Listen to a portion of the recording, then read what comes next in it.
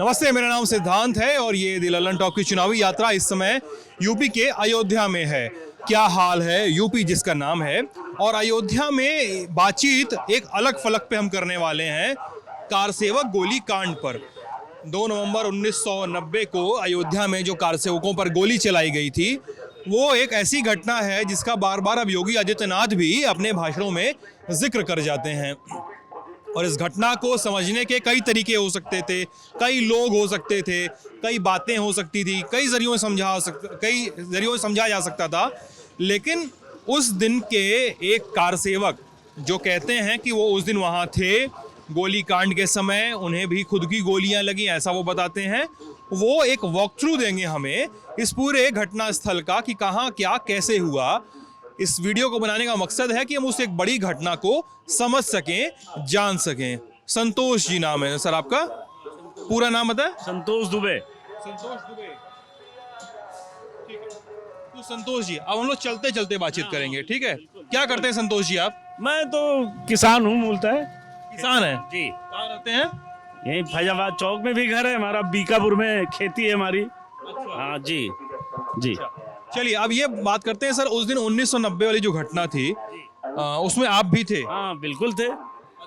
ये इधर ही से जुलूस जा रहा था। हाँ बिल्कुल, छोटी छावनी से जुलूस निकला था और सब कार सेवकों की इच्छा थी हम रामलला के दर्शन करें। कार सेवकपुरम में नहीं, वो जुलूस जो निकला था वो छोटी छावनी से निकला था। कितने लोग थे उसमें? उसमें 2,500-3,000 4,000 के आसपास लोग थे लगभग। सारे कार सेवक थे? कार सेवक थे। दिन का कितने बज रहे होंगे उस समय? 10-11 के आसपास का समय था। जी हाँ, रामलला के दर्शन करने। वो किसी के आह्वान पे गए थे कि ऐसा ही था? कोई किसी का आह्वान नहीं था, पब्लिक का हुजूम था। विश्व हिंदू परिषद ने उस 30 अक्टूबर की घटना के बाद शोक सभा आयोजित की थी, जो हमको वहाँ जाने नहीं दिया गया था। कुछ हिंसा की गई थी, तो इसलिए जो लोग इकट्ठा थे, पूरे देश विदेश से लोग आए थे, लोगों में आक्रोश था। तो एक जुलूस 2,500-3,000 4,000 कह सकते हैं कि संख्या में लोग निकले। और उसकी शुरुआत तो पहले भारतीय जनता पार्टी और विश्व हिंदू परिषद के लोगों ने किया, लेकिन बाद में ये तपसी जी की छावनी आते आते ये भाजपा के लोग चले गए, वापस चले गए। अब कार सेवकों के साथ हम लोग भी निकले, चल रहे थे। तो उस समय तक रितंबरा जी भी, उमा भारती जी भी थी और भी तमाम लोग थे, सब दिगंबर अखाड़े तक आए। अच्छा, मतलब एक सेकंड मैं आपको अगर क्लियर कर लूं कि आपका कहने का मतलब है भाजपा और विहिप के लोग थे, लेकिन वो तपस्वी जी की छावनी से चले गए, वापस चले गए। केवल कार सेवक बचे यहाँ पे? सेवक बचे। कुछ बड़े नेता यहाँ रितंबरा जी आई थी यहाँ तक। रितंबरा जो मथुरा वाली है? हाँ, मथुरा वाली, वो यहाँ तक आई थी दिगंबर अखाड़े तक। हाँ। दिगंबर अखाड़े के बाद वो रुक गई, परमहंस जी ने रोक लिया। यहीं रुक गई। हाँ, दिगंबर अखाड़े पर वो रुक गई, लेकिन हम लोग आगे बढ़ते गए। यहाँ पे इसमें क्या था, कंस्ट्रक्शन वगैरह इतना हुआ था उस समय? नहीं, तब इतना कुछ नहीं था। उसके बाद ये सब निर्माण हुआ। पहले तो कैसा था यहाँ पे? उस समय का अयोध्या का जो मूल स्वरूप होना चाहिए था, तीर्थ धाम का जो होना चाहिए, उस तरह का था। यहाँ भजनानंदी लोग रहते थे, झुग्गी झोपड़ियाँ भी थीं, अच्छे मकान, अच्छे मंदिर तब भी थे। अब थोड़ा ये जो सब निर्माण देख रहे हैं, सरकारी बिल्डिंग है, ये बन रही है, तब ये ऐसा कुछ नहीं था। आगे ये सब लोग झुग्गी झोपड़ी वाले थे। अब धीरे धीरे लोगों ने निर्माण कराया। अयोध्या के विगत जो 30 वर्षों में अयोध्या के प्रति लोगों का झुकाव लगाव बढ़ा, तो उसके साथ साथ लोगों ने व्यवसाय में यहाँ बढ़ोतरी की, तो ये दुकानें वगैरह बन गई। अन्यथा तो जीर्ण शीर्ण अयोध्या दिखाई देती थी। बात करते करते दिगंबर अखाड़ा आ गए हैं, तो यहाँ पर साध्वी रितंबरा को और उमा जी को रोक लिया गया। हाँ, उमा जी और रितंबरा जी दोनों लोग। परमहंस जी ने रोका था। हाँ, बात करने लगे, उन्होंने कहा रुकिए, बात करने लगे, लेकिन हम लोग अपना आगे चले गए। वो कार सेवकों का जुनून था। उसमें भरतपुर के कुछ लोग आए थे, भरतपुर राजस्थान के लोग थे, मथुरा के बगल में। मथुरा के बगल। और ऐसे ही कुछ और जो कार सेवक थे, जो सबकी इच्छा थी कि हम रामलला के दर्शन करें। अब जब जो होगा, पहले तो हम रामलला के दर्शन करें, सबकी इच्छा थी यही, और इसीलिए लोग जा रहे थे। कोई किसी का कोई इंटेंशन ये नहीं था कि हमें कोई कार सेवा करनी है, कोई आंदोलन करना है, एक सत्याग्रह था मान लीजिए उसको, कि केवल दर्शन। लेकिन सॉरी मैं आपको टोक रहा हूँ बार बार, वो उसमें एक चीज़ तो थी ना सर, इतना सेंसिटिव इलाका तो था ही तब से, तो पुलिस के लिए भी सेंसिटिव रहा होगा, मतलब लॉ एंड ऑर्डर की सिचुएशन से, कि अगर लोग 100, 200, 50 लोग दर्शन करने जाएं दूसरी बात है, 3-4 हज़ार लोग एक साथ दर्शन करने जाएं तो दूसरी बात है। जब इतना सेंसिटिव इलाका पहले रहा और मूर्ति उर्ति रखने के सारे कांड हो चुके थे, ताला खोलने के, हाँ, तो सेंसिटिव तो हो ही गया होगा उस समय। बिल्कुल सेंसिटिव था, इसमें कोई दो राय नहीं, लेकिन पुलिस का इतना इंतजाम था कि पूरी अयोध्या पुलिस से भरी पड़ी थी। तो जब लगभग 50,000 पुलिस बल के जवान थे यहाँ, वो सब आपको रिकॉर्ड में मिल जाएगा, इतने लोग थे, तो ये 3-4 हजार लोग वहाँ जाके क्या करते? तो ऐसी कंपनियां थी पुलिस की? पुलिस की नहीं, सीआरपीएफ बीएसएफ थी यहाँ उस समय। सब भरे पड़े थे, तो ये जी 3-4 हजार लोग, यहाँ जो गोली चली है उस यहाँ से आप लोग गुजर रहे थे। सॉरी मतलब मैं चाह रहा हूँ कि सिक्वेंशली रहे बातचीत, तो लोगों कनेक्ट भी कर सकेंगे। तो सारी चीजें पुरानी थी, 2,500-3 हजार लोग इसी सड़क से, सड़क एकदम अटी पड़ी होगी ना, और आप लोग नारा वारा लगा रहे होंगे अपना। नारा वही था, रामलला हम आएंगे, मंदिर वहीं बनाएंगे, सौगंध राम की खाते हैं, मंदिर वहीं बनाएंगे। ये का जो पुराना नारा है, वही है, कोई उसमें नया नहीं था, कोई हिंसात्मक भाषा का प्रयोग नहीं हो रहा था, पूरी तरह वही आंदोलन में जो विनम्रता से बात कही जाती है वही सब चल रहा था। कहीं दूर तक ये भाव किसी के मन में नहीं था कि क्या होने वाला और हम क्या करने जा रहे हैं। हम तो रामलला के दर्शन करने के लिए जा रहे थे, हम लोगों का विश्वास था कि अभी दर्शन करा के सबको दूसरे रास्ते से वापस कर देंगे, ये थोड़ी पता था कि गोली चला देंगे ये। अच्छा, आप लोग यहाँ पहुँचने वाले थे, ये इलाके में यहाँ तक आ गए थे। लाल कोठी कहाँ पड़ती है? ये आगे लाल कोठी है। अच्छा, आइए जी, हाँ। लाल कोठी मतलब ये जो सामने जो बाएं तरफ रेड कलर का बिल्डिंग दिख रहा है ना, वो सब निर्माण हो गया है, हालांकि अभी भी रेड ही है, वो निर्माण लाल रंग में ही है। तब ये लाल कोठी थी, लाल रंग की ही थी, तो यहाँ ज्यादा लोग मरे पड़े थे, इसलिए पुलिस ऊपर छतों पर जाता था। अभी लिखा मिल जाएगा आपको, देखिए लिखा हुआ है, ये लाल कोठी कहा जाता था इसको। हाँ, इसमें तमाम गोलियां मौजूद था। हाँ, मौजूद था, मूल रूप में था। जी, आप लोग कहाँ तक आ चुके थे? यहाँ तक आ चुके थे? हाँ, हम लोग यहाँ थे, इस जगह पे थे? जी, मैं यही था। अच्छा, तब जो गोलियां चलने की, इस छत पर लोग थे पुलिस वाले। ये क्या था उस समय? ये अब तो खंडहर हो गया, तब छत थी इसके ऊपर, डॉट की छत थी, एक पंडा जी हैं उन्हीं का है ये। तो इस पर पुलिस वाले चढ़े थे, इस पर थे, इस गली में थे, कुछ सामने से थे, सड़क पे थे। अच्छा, इधर सड़क पे पुलिस वाले थे, इस पे थे जी, और कुछ इस गली में थे। इस गली में? हाँ, 3 जगह से पुलिस वाले थे। अच्छा, और जब गोली चलाना शुरू कर दिया, वहीं से भाग कर। कौन था वहाँ पे टीम में? किसको पहचानते थे पुलिस की टीम में? अब वो कुछ कौन था उस समय? एसपी यहाँ सुभाष जोशी हुआ करते थे, एसएसपी थे यहाँ के। जी, ठीक है। वो यहाँ मौके पर मौजूद नहीं थे। भुल्लर साहब कौन थे? वो कोई केएस भुल्लर था, जेएस भुल्लर, आईपीएस अधिकारी था, वो इंडो तिब्बत सीमा जो है वो उसका अधिकारी, आईटीबीपी का था। उसी ने ही ललकारा लोगों को, उसने कहा मारो सालों को, ये मानने वाले नहीं हैं, ये वहाँ जाना चाहते हैं और हमें शासन का आदेश है, नहीं जाने देंगे, गोली चलाओ। इस था ये बराबर मैं सुनने वाला हूँ। उसके बाद खड़े थे बुल्लर यहीं खड़े थे, यहीं पर बुल्लर बुल्लर यहीं खड़े थे। उनके साथ करीब 50 पुलिस वाले उनकी अपनी कंपनी के सब इसमें गली में थे, और कुछ इस पर सीआरपीएफ के लोग खड़े हो गए थे। उसमें सब एक वो हाँ, राइफलें थी, एसएलआर थी, कार्बाइन थी, सबके हाथों में असलहे थे, कोई खाली नहीं था। जेएस भुल्लर ने स्वयं राइफल छीन ली, एसएलआर छीन ली सिपाही की, खुद चलाया उसने गोली, उसने खुद चलाया। और ये वो जगह है जहाँ शरद कोठारी और राम कुमार कोठारी दोनों भाई मारे गए थे। कोठारी बंधुओं की जो मौत का मामला, घटना के हमारे नगर के बड़े वरिष्ठ पत्रकार हैं आदरणीय महेंद्र भाटी जी, खूब बढ़िया है, भी जानते हैं जी। हाँ, कोठारी बंधुओं की फोटो मैंने ही खींची थी। कोठारी बंधु वाली जी, यहीं पे इसी जगह पे गोली लगी थी, और उनके दोनों भाई राम कुमार कोठारी, शरद कुमार कोठारी, 2 नवंबर 1990 को गोली लगी थी। इनकी फोटो भी लगाई गई है ना। उस समय हम प्रेस फोटोग्राफर हुआ करते थे, और आज हम प्रेस क्लब अयोध्या के अध्यक्ष हैं। लेकिन वो दोनों भाई चूँकि रामधुन करते जा रहे थे तो गोली यहीं लगी थी, और इसी जगह पे वो शहीद हो गए थे। क्योंकि उनकी पहचान हुई थी कि वो कोलकाता के हैं, खैलात घोष लेन है कोलकाता में, बड़ा बाज़ार है, गणेश टाकीज के पास कि वो रहने वाले थे। तो मैं उनसे पहले उन लोगों से बातचीत कर चुका था गोली लगने से पहले, तब हमने उनके घर को सूचना दिया था, उनके घर वाले आए थे। गोली लगने वाले आपने बातचीत कर चुके थे? हाँ हाँ हाँ, तभी तो हमें पता चला कि कोलकाता के हैं। उसमें कहाँ फोटोग्राफर थे, प्रेस फोटोग्राफर आप? प्रेस फोटोग्राफर थे उस समय। अखबार के लिए होंगे उस समय? हाँ, उस समय हम दैनिक जागरण, दैनिक आज और यहाँ तमाम अखबारों में हाँ करते थे हम। तो वो घटना मेरे ही सामने थी और ये यही रोड भी है, इसको जो है शहीद गली बोलते हैं और लाल गली बोला जाता है। और लाल कोठी देखिए लिखा भी है। ये लाल कोठी नाम इसलिए पड़ा कि यहाँ खून से ही पूरी दीवारें लाल लाल हो गई थी। अच्छा, पहले क्या नाम था इसका?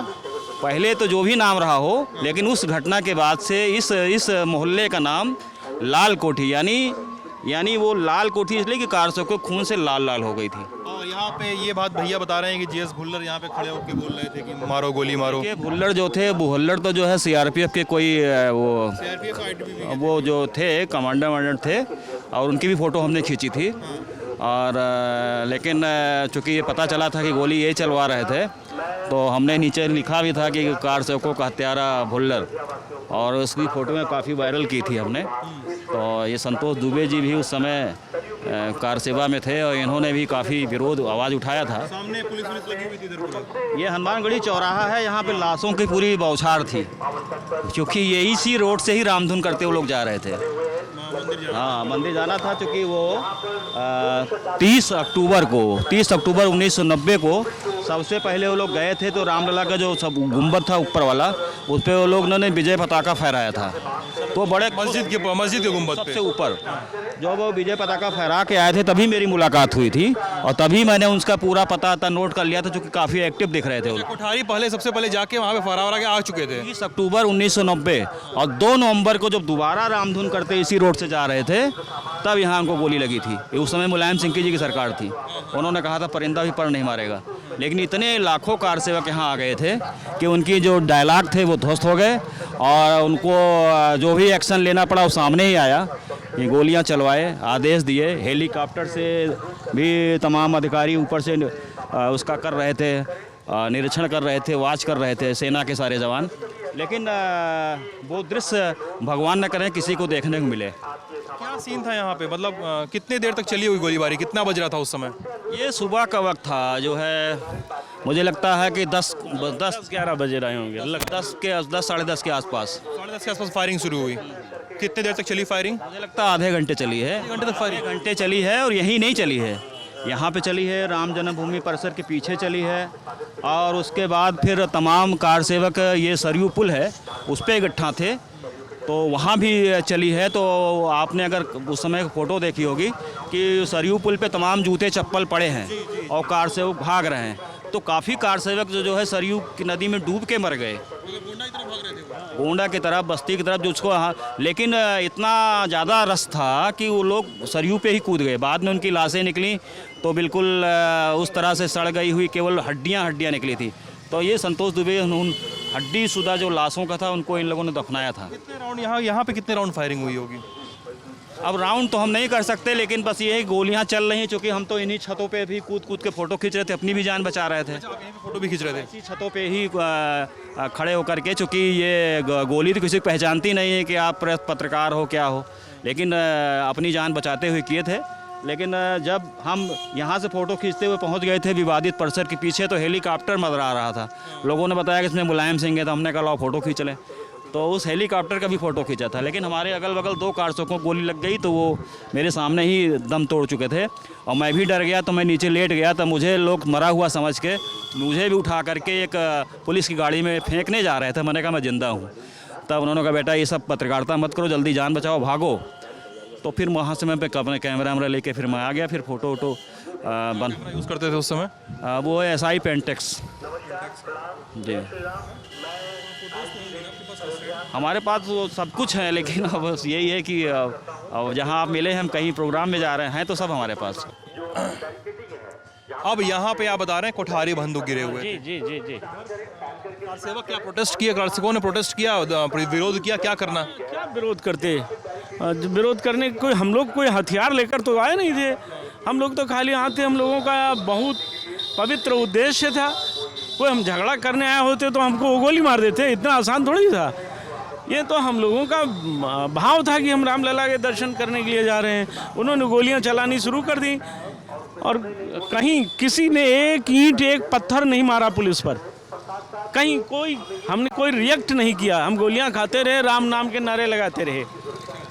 इस समय यानी केवल और केवल कारसेवक यहाँ पे थे, कोई नेता नहीं था, विहिप का न भाजपा का कोई नेता उनके साथ नहीं था, और सपा की सरकार में गोलियां चल रही थी। गोलियां चली हैं। सपा उस समय तो जनता दल हुआ करता था ये, हाँ, तो गोलियां उन्होंने चलाई। दुखद ये है ना कि किसी नेता को नहीं गोली लगी, गोलियां हम जैसे लोगों ने खाई। तो दुखद तो सर गोलियां किसी को भी नहीं लगनी चाहिए सर। नहीं लगना चाहिए था ना।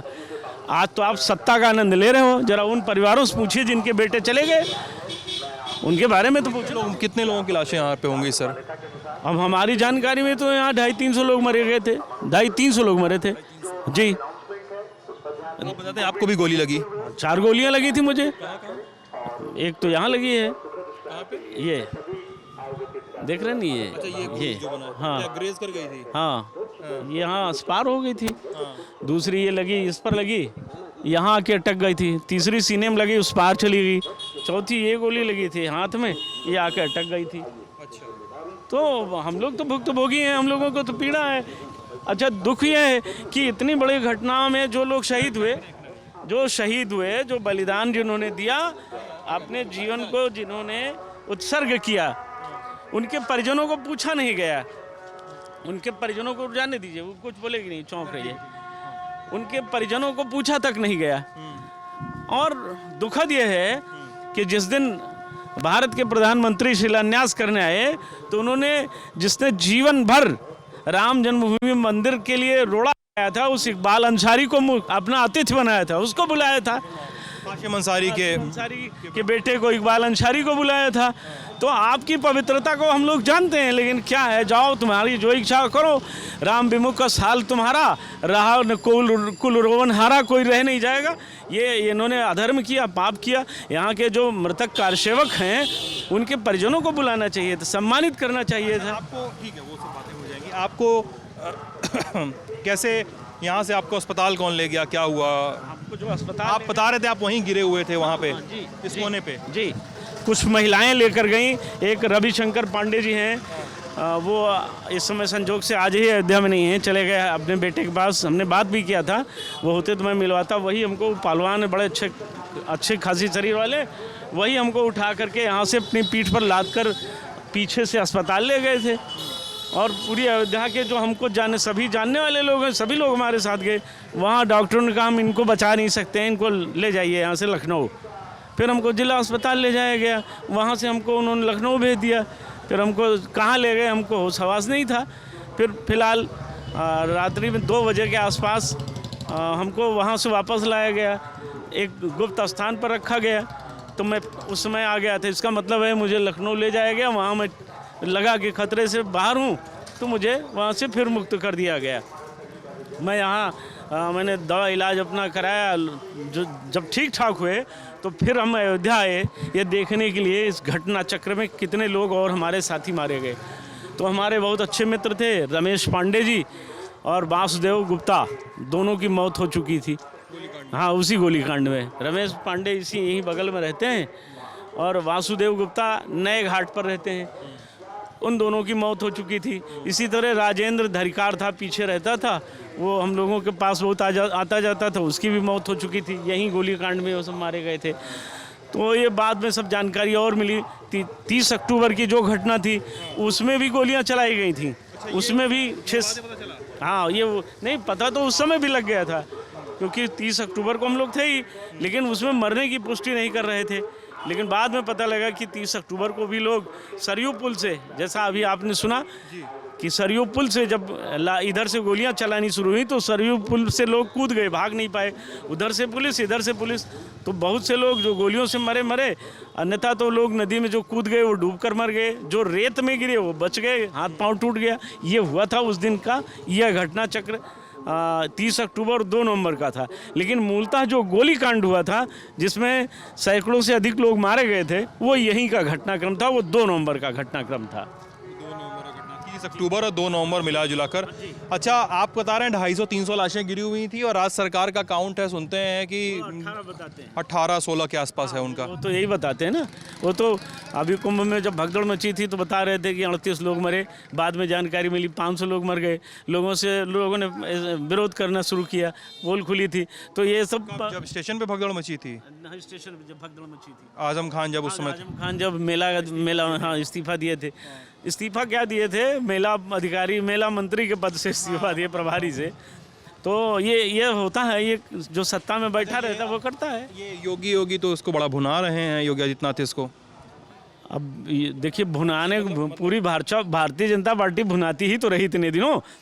मैं आपसे एक सवाल करता हूं कि आप किसी एक नाम को बताइए, विश्व हिंदू परिषद, भारतीय जनता पार्टी, संघ परिवार, उनका जो पूरा ऑर्गेनाइजेशन है, पूरी भारतीय जनता पार्टी समूह, संघ समूह, उसका कोई एक आदमी एक डंडा किसी को लगा हो, एक डंडा लगा हो।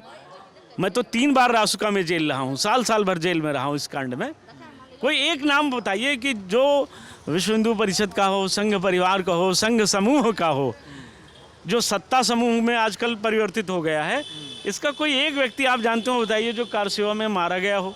ये लोग आपस में आरोप का खेल खेल रहे हैं, मतलब आपको गेम है ये, और मुलायम सिंह मिलकर खेलते रहे। कभी आप सत्ता लीजिए, कभी हम लें, आप प्रदेश की सत्ता लीजिए, हम केंद्र की सत्ता लें। आज भी सब मिले हैं। अटल बिहारी वाजपेयी जी ने मुलायम सिंह को 3.5 साल यूपी में चीफ मिनिस्टर बनाए रखा। ये कहाँ, ये राष्ट्रवाद की सब बातें तो एक भौकाल है। ये भूतकाल, भविष्यकाल, वर्तमान काल तो आपने सुना था। भारतीय जनता पार्टी ने चौथा काल जोड़ दिया, भौकाल। कुछ नहीं करना है, केवल न्यूज़ चैनलों के सामने उनका अपना जो आजकल नया शब्द लोग कहते हैं ना, मोदी मीडिया, गोदी मीडिया, तो वो अपना उनका तमाम चैनल समूह भी है, उसमें वो बोलते रहते हैं। ये बताइएगा सर, आप तो उस बाबरी मस्जिद विध्वंस 92 वाले केस में भी आप आरोपी भी रहे हैं जी हाँ, सीबीआई कोर्ट में चला है केस। सीबीआई ने मुलजिम बनाया था हमको, हम उसका आरोपी है, मैं मुख्य आरोपी हूँ। सबसे ज़्यादा मुकदमा मेरे ऊपर लगा, तो मुझे क्या, सब सीबीआई ने 17 मुकदमे मेरे ऊपर लगाए थे। कितने आरोप, क्या कितने 17 केस थे आपके ऊपर? और 6 दिसंबर को कहाँ थे आप? 6 दिसंबर को ढांचा तोड़ने में थे। तोड़ा मैंने, क्या गुनाह किया? मस्जिद के ऊपर थे? अरे बिल्कुल ऊपर था मैं। ये मानते अरे मानते नहीं, मैंने किया है। जरा इसको और जोर से दिखाइएगा, मैंने तोड़ा है भाई ढांचे को। फिर भी बरी कैसे हो गए? अरे बरी काहे नहीं हो जाते? मंदिर हमारा था, सुप्रीम कोर्ट ने पहले ही फैसला कर दिया था। 2 केस थे ना, अरे 2 नहीं 4 हों, 16 केस हों। नहीं, टाइटल सूट था, एक टाइटल सूट था, देखिए, और एक था ये क्रिमिनल केस था सीबीआई कोर्ट वाला। प्रश्न है कि इस देश में पहले बाबर आया कि राम आए? आप वही बता दीजिए। मैं तो दूसरी चीज कह रहा हाँ जी। हूँ। मैं ये कह रहा हूँ कि 2 केस चले, एक टाइटल सूट चला जिसका 2019 में मैं किसी केस के बारे में नहीं जानना चाहता हूँ। मैं ये जानना चाहता हूँ कि इस देश में पहले बाबर था या भगवान राम थे? इससे तो दुनिया जानती है कि राम थे। तो राम का मंदिर था, बाबर ने तोड़ा था, और तोड़ करके एक विवादित स्ट्रक्चर बनाया। ये नहीं बोल रहा हूँ कि आपने तोड़ा था कि नहीं तोड़ा था, मैं ये बोल रहा हूँ कि आप खुद बोल रहे हैं यहाँ पे कि आप मस्जिद के ऊपर खड़े थे, गुम्बद के ऊपर थे। बिल्कुल थे, मस्जिद नहीं, विवादित स्थल। अच्छा, आप उसको विवादित स्थल कहते हैं? विवादित अच्छा स्थल। ठीक है, मैं मानता हूँ कि आप लोग विवादित ढांचा कहते हैं और उसको लोग मस्जिद कहते हैं, आप ढांचा कहते हैं। देखिए, जब जिसे सुप्रीम कोर्ट नहीं मान्यता दे रहा है कि वो मस्जिद थी, तो हम कैसे दे दें? ठीक है, चलिए मैं ये जानना चाहता हूँ आपसे कि उस दिन क्या हुआ था, 6 दिसंबर को आप क्या कर रहे थे उस दिन का घटनाक्रम बताइए। इसके लिए जब यहाँ हमको गोली लगी, तो गोली इसीलिए लगी थी ना, मारी इसीलिए गई थी कि राम मंदिर के लिए गोली खाई थी हमने।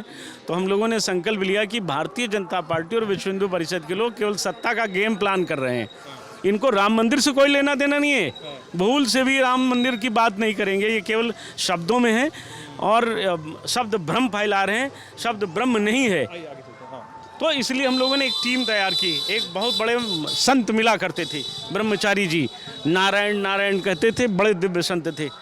उन्होंने हमको योजना बताई कि 5000 लोगों को तैयार करो जो अपने खून से लिख कर दें कि हम राम मंदिर चाहते हैं। इस तरह से बवाल की बातें करना नहीं, जो ईमानदारी से कहें राम मंदिर चाहते हैं, हम अपना खून देंगे।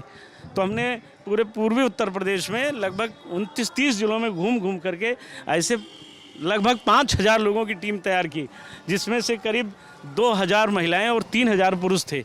सब तैयार थे, पूरी तैयारी हो गई थी। 1.5 साल मेहनत किया गया था। 6 दिसंबर से पहले हम लोगों को ये पता लग गया, 1 महीना पहले ही 6 दिसंबर की घोषणा हो गई थी। हम लोगों ने तैयारी की कि हम सारे लोगों को इकट्ठा कर लेंगे। उन दिनों यह योजना थी कि कोई खाली हाथ नहीं आएगा। तो इसमें हमें बड़े क्या खाली हाथ नहीं आ रहा था? क्या हाथ में क्या होना चाहिए था? सेवा करने के लिए खाली हाथ जाएंगे तो जैसे 2 नवंबर को यहाँ हुआ था वैसे ही फिर होगा। तो कार सेवा के लिए जाएं तो हाथ में तलवारें हों, त्रिशूल हों, गैंती हो, तोड़ने के लिए बड़े बड़े घन हों, सब्बल हों, ये पूरी तैयारी करके गए थे। तो आप चाहेंगे तो हम आपको फ़ोटो मंगवा के देखें, देखिए किस तरह तोड़ा गया था। शब्दों आइए, मेरे पास वो फोटोग्राफ्स हैं, अखबारों ने छापा था, मैंने नहीं छपवाया। और ये तय हुआ था कि कोई भी फ़ोटो लेने न पावे, क्योंकि उस समय जो विदेशी मीडिया था वो कारसेवकों को उग्रवादी तक कहता था, हिंदू आक्रांता कहता था। अच्छा ठीक है, मैं ये बात जानना चाह रहा हूँ आपसे कि आप गुंबद पे ऊपर थे जी थे, और आप लोग की तैयारी थी कि आप मस्जिद गिराएंगे। बिल्कुल तोड़ने के लिए गए थे। और यही केस चला कि क्रिमिनल कंस्पिरेंसी थी कि नहीं? यही तो मतलब आप लोगों ने तय किया कि मस्जिद तोड़नी है उस दिन। बिल्कुल हम तोड़ने गए थे भाई, तोड़ने गए थे। अच्छा, मतलब ये उमा भारती और बाकी लोग विश्व हिंदू परिषद के लोग ये क्यों कहते हैं कि कार सेवक उनकी बात नहीं सुन रहे थे? वो क्या कहते हैं उनका विषय वो जाने ना, मेरा विषय मैं आपको बता रहा हूँ। आप उनसे अलग हैं एकदम। हम बिल्कुल, हम लोगों का ये जुनून था कि जिस कार्य के लिए 10 लाख हिंदुओं ने अपने प्राणों का बलिदान दिया है, हम उसे मुक्त कराएंगे। एक्सेप्ट किया बताते हैं? बिल्कुल किया है, क्या गुनाह किया। बाकी लोग क्या कोर्ट में एक्सेप्ट नहीं करते थे? उनसे पूछिए ना, बताएंगे। वो तो कहते थे कांग्रेस ने फंसा दिया। अच्छा, वही कह, सब आदमी, सारे के सारे आरोपी उनका कांग्रेस ने फंसा दिया। मैं तो कहता हूँ कांग्रेस ने हमारी मदद की। अच्छा, मैं तो कह रहा हूँ, मैं कांग्रेस ने ढांचा तोड़वाने में हमें सारी चीज़ें उपलब्ध कराई। अच्छा, हाँ, अब कभी पूछिएगा फिर हम आपको इत्मीनान से बता देंगे। हाँ, हमको इन्हीं के नेता ब्रह्मदत्त द्विवेदी जी, फैजाबाद जिले के वो प्रभारी मंत्री थे, राजस्व मंत्री थे इस सरकार में। वो मेरे घर आए, उन्होंने कहा चलिए आपको ऐसे आदमी से मिला देते हैं, आप मंदिर बनाना चाहते हैं? हमने कहा जी भैया। तो उन्होंने कहा कि कैसे बनाएंगे? हमने कहा पहले ढांचा तोड़ना होगा। तो उन्होंने कहा चलिए मैं मिलाता हूँ ऐसे आदमी से। उन्होंने हमको ले जाकर मिलाए, और ये तो पूर्व में बहुत चर्चित, सभी लोग यहाँ के लोग जानते हैं। ले गए मुझे, अपनी गाड़ी से बिठा कर ले गए, दिल्ली ले गए। रात भर यहाँ से हम लोग रात में लखनऊ गए, दूसरे दिन वहाँ से निकल करके दूसरे दिन हम लोग दिल्ली गए। और वहाँ उन्होंने हमको, नाम नहीं लेना चाहिए था लेकिन लेना पड़ रहा है, यहाँ पीवी नरसिम्हा राव जी से मिलवाया। और मिले आप? जी मिलवाया उन्होंने, और सारी बातें हुई। बातों को मैं नहीं बता सकता हूँ, ये मजबूरी, कसम खाई थी हम लोगों ने। नाम भी लेना मना था, लेकिन आपने खोद डाला, अब तो डाला है। थोड़ी सी बात भी हो जाए, और क्या, थोड़ी सी बात भी हो जाए, क्या दिक्कत है? उनसे मुलाकात हुई तो उन्होंने, थोड़ी सी बात हो जाएगा। नहीं, उन्होंने हमसे, जब मैं दुबला पतला आदमी था, बच्चा ही था उस समय, 23-24 साल उम्र थी, तो मुझे देख के उनको दया आ गई। केवल मूछें हैं और तो शरीर में कुछ है नहीं। लेकिन ब्रह्मदत्त जी ने बताया कि साहब ये बहुत डायनेमिक पर्सनालिटी है, ये अंदर से सावरकर है, बाहर से जैसा भी दिख रहा हो। तो उन्होंने कहा ठीक है, जिसको जो चाहिए उपलब्ध करा दीजिएगा। चलते समय उन्होंने 50,000 रुपये की हमें एक गड्डी भी दी, पैक थी, और कहा कि ब्रह्मदत्त जी से आप संपर्क रखिएगा, जो चाहिए सब मिल जाएगा, काम करिए, अच्छा काम कर रहे हैं, ये तो अच्छा काम है, राम कार्य हो। राव के शब्द हैं ये शब्द है, कालीन भारतीय पीएम जी। मुझे क्या मालूम था कि किससे मिलाने ले चले हैं। मैं वहाँ गया तो मैं अवाक रह गया कि मुझे तो ये सब दरवाजे जो बैरियर्स लगे रहते, जैसे गाड़ी नंबर देखते सब हट जाते थे। हम अंदर गए, बातचीत हुई, वहाँ चाय पिया, एक गिलास पानी और काजू का खा करके चाय पिया गया, और 45 मिनट की मुलाकात थी। वो सारी बातें वहीं हो गई। हम बिल्कुल प्रसन्न, हमारे जीवन का लक्ष्य इतना था, हमें इससे तैयारी शुरू कर दी आपने? तैयारी शुरू कर दी, हमको सब जो हमने मांगा था सब मिल गया। भले ही हम लोगों ने विश्वास, भले भी ये सब कुछ हो चुकी थी, लेकिन हमें, चूँकि ब्रह्मदत्त द्विवेदी भाजपा में थे, हमें भाजपा में विश्वास नहीं हो पा रहा था कि ये कब पलटी मार जाएं। तो उन्होंने कहा था आप 2 बजे के बाद ये कार्यक्रम करिएगा, और हम लोगों ने 17 टीम बनाई, और 17 टीमों सबके मुखिया को समझा दिया गया था कोई जय श्री राम का नारा नहीं लगाएगा, सब हर हर महादेव का नारा जब लगना शुरू होगा तो सारे लोग टूट पड़ेंगे उधर। वही हुआ, सारे लोगों ने, और हम लोगों ने 10:15 बजे काम शुरू किया। शिवसेना अभी महाराष्ट्र में अघाड़ी परिषद में कांग्रेस के साथ है, आप शिव सैनिक रहे हैं, वो जाने वो उनका विषय है। हम राम मंदिर के लिए हैं, हम कोई पॉलिटिशियन अपने शिव सैनिक तो हैं ना आप? बिल्कुल हैं, अच्छा है, होना ही चाहिए। भाजपा से तो अच्छे हैं ना, कि जो कहते उन्होंने शिलान्यास करवा दिया, उन्होंने ताला खुलवा दिया, उन्हीं के कार्यकाल में ढांचा ढह गया। ये क्या किए हैं? ये तो केवल बुनाते रहे हैं, अभी बुना रहे हैं, अभी बुना रहे हैं, आगे भी बुनाते रहेंगे। अभी तो राम जन्मभूमि के जमीन के नाम पे दलाली हो रही है, यहाँ मंदिरों को तोड़ने की साजिश हो रही है। अभी हमने एक मुकदमा किया, राम फकीरे मंदिर विवाद, बहुत चर्चित विवाद था, मंदिर को तोड़ देना चाहते, 4 करोड़ रुपए में खरीद लिया। चंपत राय जो यहाँ के मंत्री हैं, ठीक है, वो तो बात सुने हैं हम लोग, कई सारे लोग बने। ऋषिकेश उपाध्याय से मेरी बात भी हुई इस पर, मेयर का इंटरव्यू भी है, वो आएगा जल्दी। तो एक चीज़ पूछना है, आप गुम्बद पे थे तो गुम्बद तो धड़ाड़ा के गिर गया था नीचे, कहते हैं। नहीं नहीं ऐसे नहीं गिर गया था, वो कोई कागज़ की पुड़िया थी क्या, बड़ गिर जाएगा। अरे उसको तोड़ना पड़ा, उस पर हथौड़े चले, घन चले, और हम ही अकेले चलाने वाले नहीं है, फिर 10 लाख पब्लिक थी। हम लोगों को तो नेतृत्व नहीं, कोई विस्फोटक ही। अरे LIO सब फर्जी बोलता है। LIO कौन है? कौन है LIO? कहा गया था विस्फोटक LIO वाले लाए रहे होंगे, मुझे नहीं मालूम है। LIO वालों के पास रहता है सब कुछ, वो सब कुछ। हाँ मैं गिरा था, ढांचे से गिरा था, मैं घायल हुआ था, मैं बुरी तरह घायल था, मैं 22 दिन कोमा में रहा। तो जो किया उस पर कोई अफसोस थोड़े ना है। हम ये नहीं कहेंगे अडवाणी जी की तरह और अटल बिहारी आज काला दिवस है, कोई काला दिवस नहीं। हम बाला साहब ठाकरे के सैनिक हैं, जिन्होंने कहा कि अगर हमारे सैनिकों ने ढांचा ढाया तो हमें उन पर गर्व है। कोई बोलेगा, भाजपा ही बोलेंगे, ये है इनमें हिम्मत नहीं बोल पाएंगे, उन्होंने कहा था। अब ठीक है, देश काल परिस्थितियाँ हैं, राजनीतिक फंडे होते हैं, वो अलग अलग ढंग से अपनाए जाते हैं। पर मैं आज भी शिवसेना में पूर्वांचल का प्रमुख होने के बाद भी मैं अपने एजेंडे पर कायम हूँ। मैं पार्टी में रहूँ न रहूँ, लेकिन मैं बाला साहब का समर्थक हूँ। ट्रस्ट सही काम कर रहा है, राम मंदिर का ट्रस्ट बिल्कुल सही नहीं कर रहा है। ट्रस्ट में जितने भ्रष्ट हैं वही शामिल हो गए। वो नकली शंकराचार्य है उसमें, वो इलाहाबाद वाला बाबा वासुदेवानंद, ये जो नकली आदमी को रख लिया गया, 420 को रख लिया गया, ये ट्रस्ट कैसा?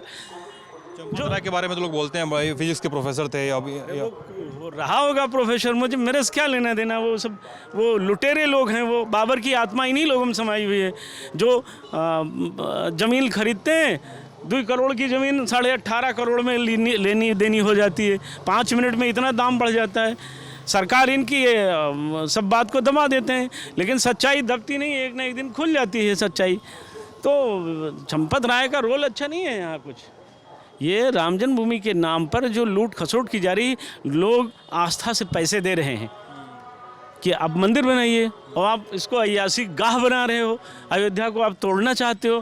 कारसेवकपुरम में इसके पहले 1400 राम शिलाएँ आई थीं, सोने चांदी हीरे जवाहरात पन्ने पुखराज की। मैंने अपनी आंखों से देखा था। 37-38 वर्ष से इस आंदोलन से जुड़ा हूँ, मूछें नहीं आई थी तब से इस आंदोलन से जुड़ा हूँ। मैंने उसे आंखों से देखा था। वो रामशिलाएँ कहाँ गई? जिसने बेच खाया वही ट्रस्ट का महामंत्री हो जाता है। चंदे पर भी सवाल उठते हैं, क्यों नहीं उठेंगे? आप चोरी करेंगे तो सवाल तो उठेगा। आज आपको लगता है हाँ, चोर हैं ये कि चोरी की है? अरे ये ढीठ चोर हैं जो सेंध में बैठकर आल्हा सुना रहे हैं कि हाँ मैंने चोरी किया है, जिसको जो बिगाड़ना हो बिगाड़ ले। थैंक यू संतोष जी, इतना समय देने के लिए। मैंने आपको अगर कष्ट दिया हो तो माफ़ कीजिएगा, ठीक है। तो ये पूरी बातचीत जो थी संतोष जी के साथ, मैं वीडियो एंडिंग कर लूँ बस। हाँ, तो ये पूरी बातचीत जो थी संतोष जी के साथ कई सारे मुद्दों पे थी। कार सेवक गोलीकांड से शुरू हुई तो उस क्रिमिनल कंस्पिरेसी तक चली गई, कथित क्रिमिनल कंस्पिरेसी तक, जिसके तहत 6 दिसंबर 1992 को बाबरी मस्जिद को गिराया गया, और फिर बाबरी मस्जिद को गिराया गया, और फिर एक राम मंदिर का आंदोलन शुरू होता है, उसका एक पूरा नया फेज़ शुरू होता है। अब इस पूरे मसले पे कोर्ट का आदेश आ चुका है। आरोपी ही रहे, एक्विट हो गए, कई सारे लोग आरोपों से बरी हो गए। कार सेवक गोलीकांड में क्या क्या हुआ, उस दिन का घटनाक्रम कैसा था, क्या था, इस पर भी बातचीत हुई। आप अपनी राय हमें ज़रूर बताइएगा वीडियो के कमेंट सेक्शन में, हम जानना चाहते हैं। अपना ख्याल रखिएगा। मेरे साथ थे जेरी और आयुष। आप ललन टॉप देख रहे थे, शुक्रिया।